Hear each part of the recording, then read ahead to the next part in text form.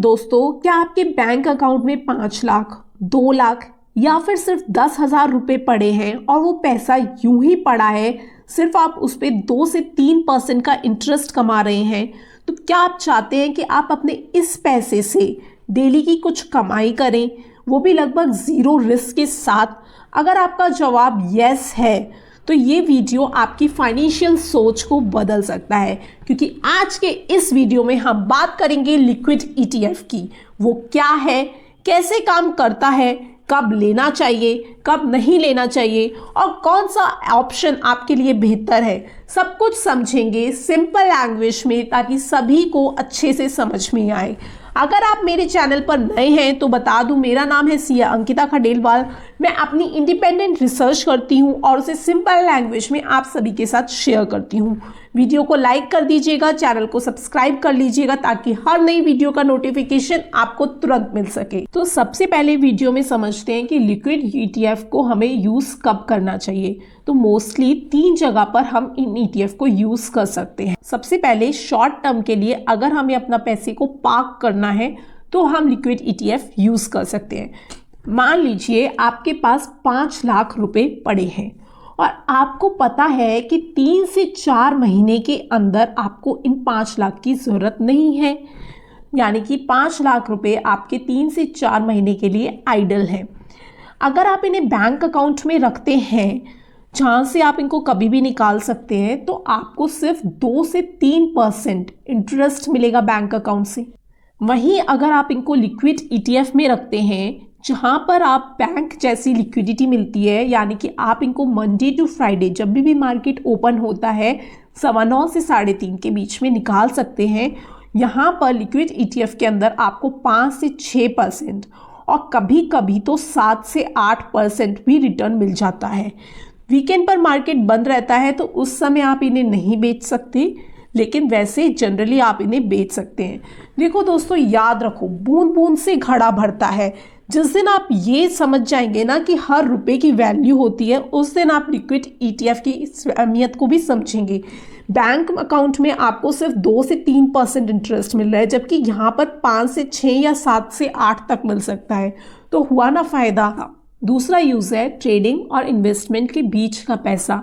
अगर आपने कोई स्टॉक बेचा और आपका पैसा एज इट इज आपके डीमैट अकाउंट में पड़ा है, तो उस पर तो आपको ज़ीरो रिटर्न मिलेगा। तो जब तक आप अपना अगला स्टॉक चुन रहे हैं जिसमें आपको 1 से 2 महीने का समय शायद लग सकता है, उस समय के लिए आप अपना पैसा लिक्विड ईटीएफ में डाल सकते हैं और 5 से 6% तक रिटर्न ले सकते हैं। तीसरा यूज है इमरजेंसी फंड। देखो, हर इंसान को इमरजेंसी फंड की ज़रूरत तो पड़ती है। अगर अचानक पैसों की ज़रूरत पड़े तो लिक्विड ईटीएफ बेचकर तुरंत पैसे निकाले जा सकते हैं। बैंक में अगर आप रखोगे तो 2 से 3% मिलेगा, ईटीएफ में रखोगे तो आपको 5 से 6% मिलेगा। लेकिन ध्यान रखिए, ये केवल शॉर्ट टर्म 1 से 12 महीने के लिए है। अगर 12 महीने से ज़्यादा का आपके पास टाइम है तो आपके पास और भी बेहतर इन्वेस्टमेंट ऑप्शंस अवेलेबल। अब समझते हैं कि लिक्विड ईटीएफ काम कैसे करता है। तो देखो, आपका पैसा लिक्विड ईटीएफ के माध्यम से बैंकों को ओवरनाइट लोन के रूप में दिया जाता है। ठीक है, अब सवाल है कि बैंक लोन क्यों लेगा? तो दोस्तों, आरबीआई की कुछ मिनिमम बैलेंस रिक्वायरमेंट होती हैं। अगर किसी दिन बैलेंस कम हो जाए तो बैंक एक रात के लिए पैसे को उधार लेता है। इसके बदले बैंक ट्रेजरी बिल्स या गवर्नमेंट बॉन्ड्स को कोलेट्रल के रूप में देता है। मतलब अगर बैंक पैसा वापस ना करे, जो प्रैक्टिकली बहुत रेयर है, तो ईटीएफ उन बॉन्ड्स, उन बिल्स को बेच सकता है। इसलिए रिस्क बहुत कम होती है। फाइनेंस में जीरो रिस्क नहीं होती, लेकिन इसे लगभग जीरो रिस्क के बराबर माना जा सकता है। अब अगला सवाल आता है कि रिटर्न किस पर निर्भर करता है। तो दोस्तों, रिटर्न ओवरनाइट इंटरेस्ट रेट पर डिपेंड करता है। इसे ट्रैक करने के लिए एक इंडेक्स है, निफ्टी 1D रेट इंटरेस्ट। अगर ये 6% है तो ईटीएफ भी लगभग उतना ही रिटर्न देगा। 2011-12 में ये 8% था, 2020 से 21 में ये कम हो गया और 2026 में ये 5 से 6% के आसपास आ गया।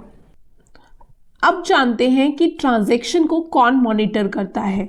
देखो, ये ट्रांजैक्शन सिर्फ बैंक या ETF के बीच में नहीं होता, इसको मॉनिटर करता है clearing corporation of India limited, CCI limited, जिससे ये सेटलमेंट पूरी तरीके से सुरक्षित होता है। अब बात करते हैं टाइप्स ऑफ लिक्विड ETF की। लिक्विड ETF बेसिकली 2 प्रकार के होते हैं। पहला ऑप्शन है IDCW, जिसका फुल फॉर्म है इनकम डिस्ट्रीब्यूशन कम कैपिटल विड्रॉल। इसका एग्जांपल आप ले सकते हो निप्पॉन इंडिया ETF लिक्विड 20, जिसकी कीमत 1000 रुपए के आसपास रहती है। ग्रोथ नहीं दिखती क्योंकि जो भी इंटरेस्ट कमाता है वो आपको ये यूनिट्स के रूप में दे देता है। एग्जाम्पल, मान लो 1000 रुपए का ये ETF है, उस पर इसने आपको 5% सालाना इंटरेस्ट दिया, यानी कि आपको मिल गए 50 रुपये एज ए इंटरेस्ट सालाना। अब डेली के लगभग हो गए ये 0.13 पैसे, अगर इनको पर डे निकाला जाए इस इंटरेस्ट को। ये जो 13 पैसे हैं ना आपके, ये यूनिट्स में कन्वर्ट होते हैं। जब पूरा मिला के 1 यूनिट बन जाता है तब आप उसे सेल कर सकते हो। यही वजह है कि मुझे पर्सनली ये जो ऑप्शन है IDCW ये कम पसंद है, क्योंकि आंशिक यूनिट्स तुरंत कैश नहीं हो पाती। दूसरा जो ऑप्शन है वो है ग्रोथ का, जिसका हम एग्जाम्पल ले सकते हैं जिरोदा का लिक्विड ETF। यहाँ आपको अलग से यूनिट नहीं मिलती, जो भी इंटरेस्ट है वो आपके NAV में एड ऑन होता है। जैसे मान लीजिए आज NAV है 112 रुपये, 3 महीने बाद इंटरेस्ट के बाद आपकी यही NAV हो जाएगी 114 रुपये, तो सीधा 2 रुपये का प्रॉफिट आपके NAV में एड ऑन हो गया। मेरा पर्सनल प्रेफरेंस यही रहेगा कि आप ग्रोथ ऑप्शन को चूज़ करें।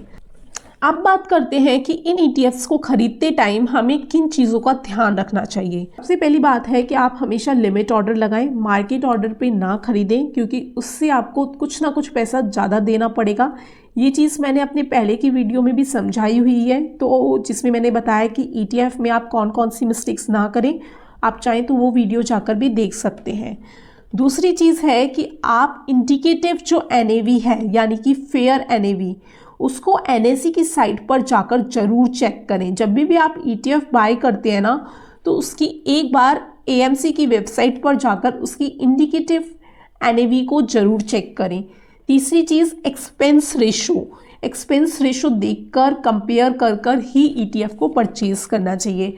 देन ट्रैकिंग एरर को चेक करिए कि क्या वो अच्छे से उस फंड को, उस इंडेक्स को ट्रैक कर रहे हैं या नहीं कर रहे हैं। देन उसके बाद एग्जिट लोड, उस ETF में एग्जिट लोड ना के बराबर होना चाहिए, 0 होना चाहिए। मोस्टली ETF का एग्जिट लोड 0 ही होता है। देन लॉक इन पीरियड तो नहीं है, क्योंकि अगर लॉक इन पीरियड होगा तो आप सेल नहीं कर पाएंगे। जनरली लिक्विड ETF का कोई लॉक इन पीरियड नहीं होता, लेकिन है तो आप उसे कंसिडर नहीं करेंगे। तो टैक्स पर्सपेक्टिव की बात करें तो यहाँ पर STCG लगता है, क्योंकि आप 1 साल से पहले विड्रॉ कर लोगे तो STCG लगेगा, which is at the rate of 20% आपको पे करना पड़ेगा। नाउ वी विल डिस्कस और कौन कौन से बेटर ऑप्शंस हैं। देखो, मार्केट में कई AMC हैं जिनकी लिक्विड ETF उपलब्ध है, जैसे HDFC asset management company, SBI mutual fund, Kotak Mahindra mutual fund, DSP mutual fund. सभी का काम करने का तरीका लगभग समान है, सेम है। रिटर्न में आपको मामूली अंतर देखने को मिल सकता है, इसलिए डिसीजन लेते टाइम एक्सपेंस रेशो और AMC पर भरोसा जरूर देखें। तो दोस्तों, लिक्विड ETF एक शॉर्ट टर्म पार्किंग टूल है। लगभग यहाँ पर बैंक जैसी लिक्विडिटी मिलती है, 5 से 6% आपको रिटर्न मिल जाएगा, बहुत कम रिस्क होगा। इमरजेंसी फंड के लिए सबसे बेस्ट ऑप्शन है, लेकिन ये वेल्थ क्रिएशन टूल नहीं है। अगर कोई भी सवाल है तो प्लीज़ कमेंट में पूछना। वीडियो पसंद आई हो तो लाइक कीजिए, चैनल को सब्सक्राइब करना। This is me Siya Ankita Khandelwal signing out. तब तक के लिए जय हिंद, जय भारत।